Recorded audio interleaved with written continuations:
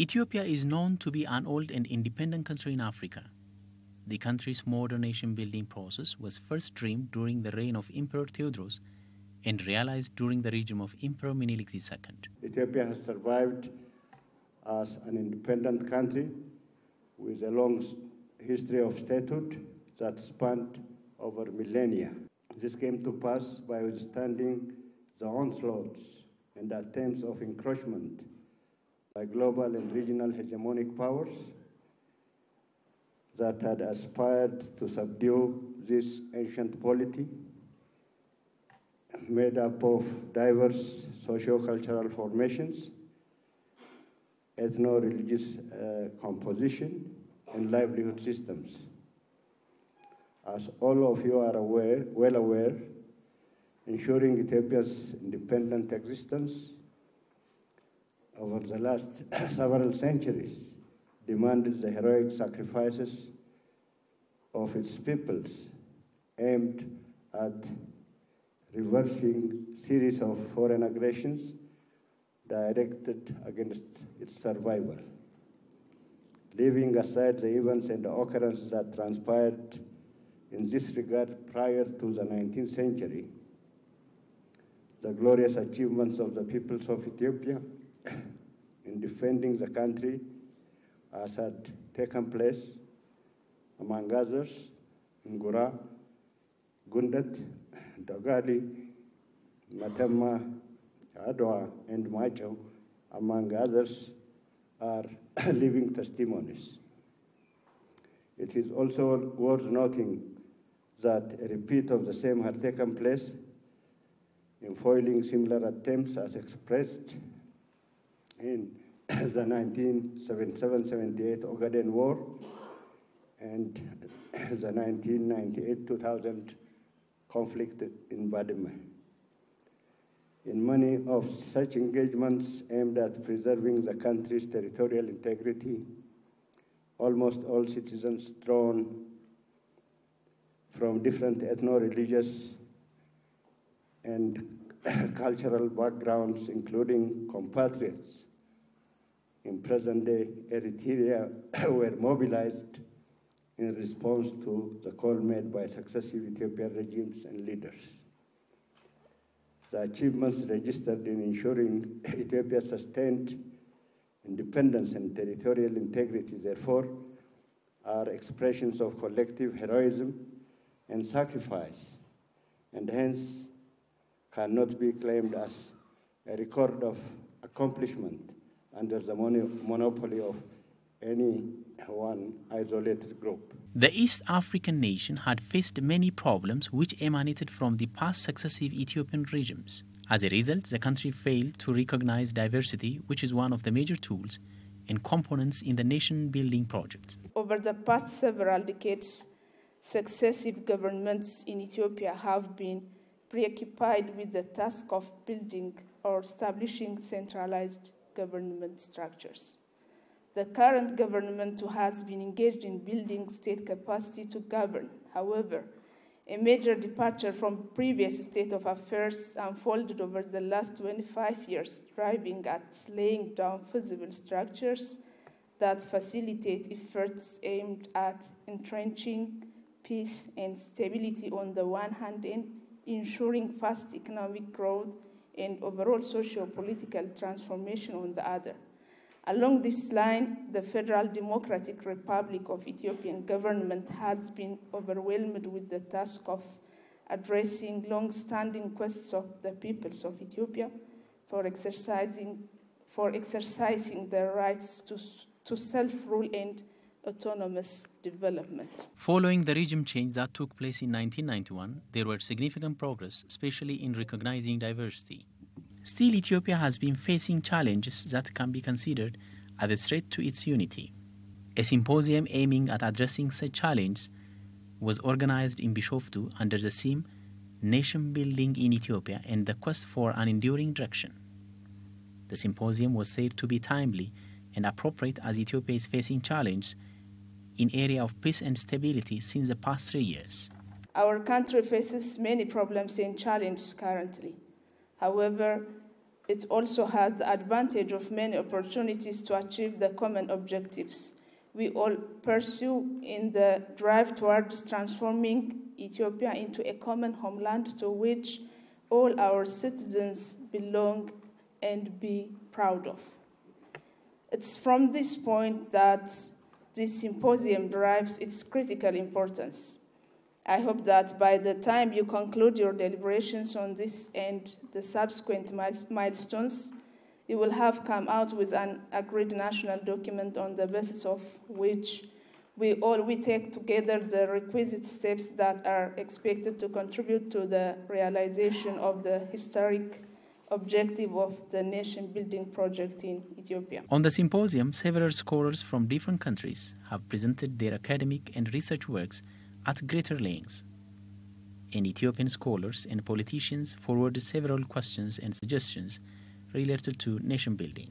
How do we create a polity out of this multitude of people that we have in Ethiopia, where everybody feels the common homeland that Madam Mufariat mentioned in her presentation? I would like you to reflect on left outs in nation building. You mentioned your country, the Scottish, the Northern Ireland, the Catalonia in Spain, Quebec in Canada. These are the left outs in the nation building process who are now threatening the nation, the European nation that you described. So the question is, what will be a successful nation building when you have this kind of groups which are left out, who would like to reconfigure the state, or else they want to go out? And my question, therefore, is, isn't nation building, in the end of the day, creating a just political and economic order, which in the end enhances the sense of we belong, the sense of commonhood? And in the process of creating that just political and economic order, you also build the polity. I'm not sure if the nation is the right word for countries like Ethiopia, where there are different groups who would like to aspire to be a nation on their own. Thank you very much. Every group within a country that has a significant role in organizing it must be incorporated into the nation-building process as a whole. You simply cannot afford to leave out any politically significant sectors of the population. Now, there may be some judgment involved as to who you can safely ignore and who you can't, but certainly any major population group, any major religious group, any major ideological tendency, any major social group has to be part of that process. Now, a great deal of, especially our two questioners from the centre there, of the points that they raised, were absolutely and directly relevant to the purposes of this symposium, but not to what I was supposed to be talking about.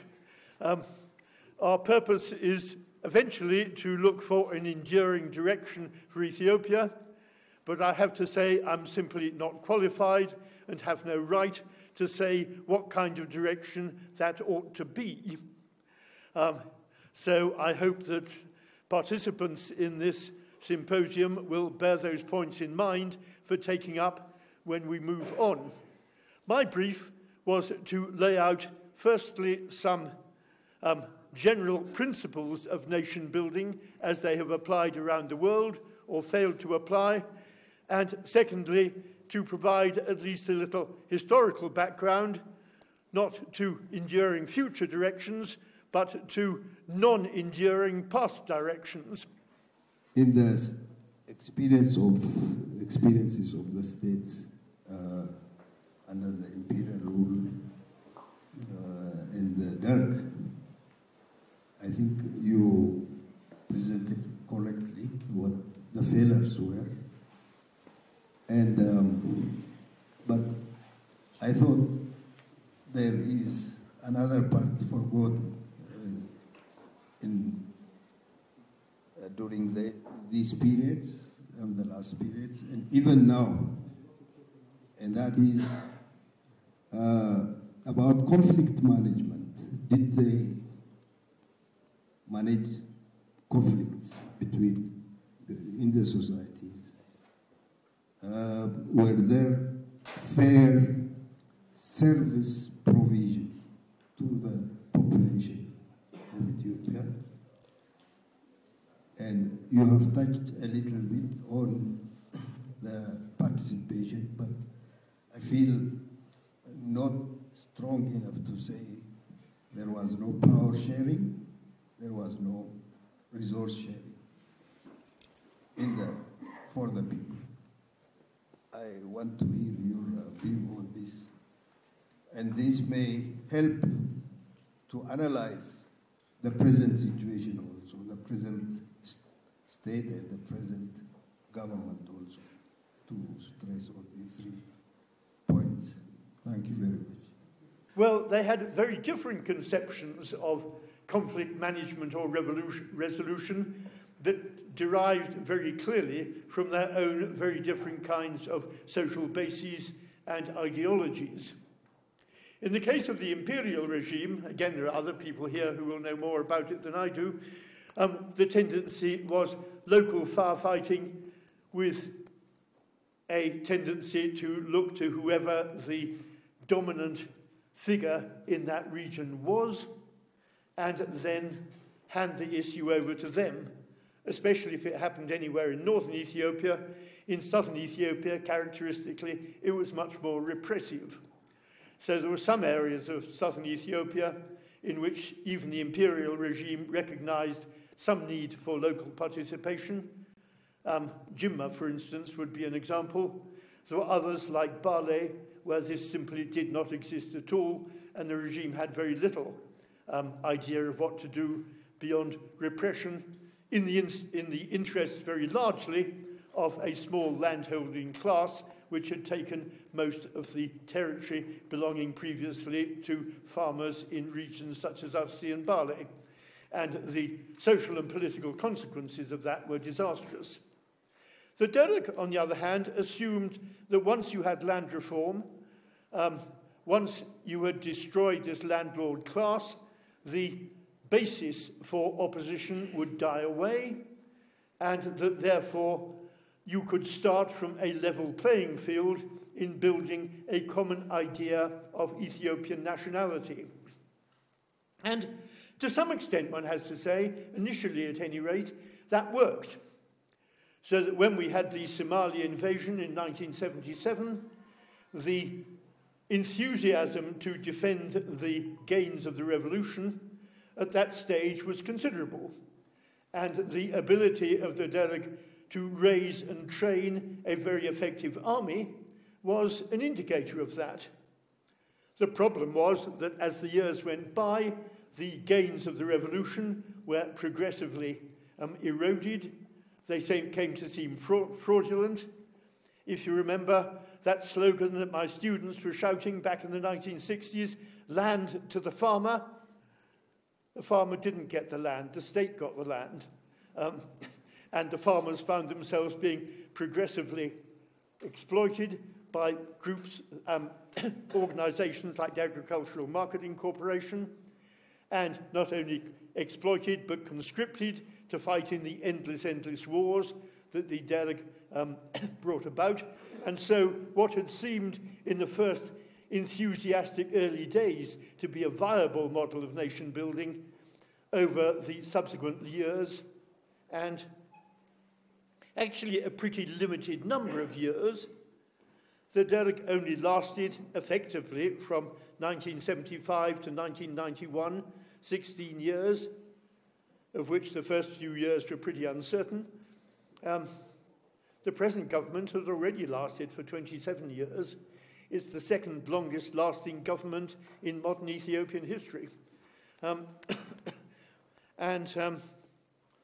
Essentially, the initial achievements of the Derg simply died away, and incidents such as the famine in 1984 provided a very clear marker of the failure to achieve what it had ostensibly set out to achieve at the time of the revolution.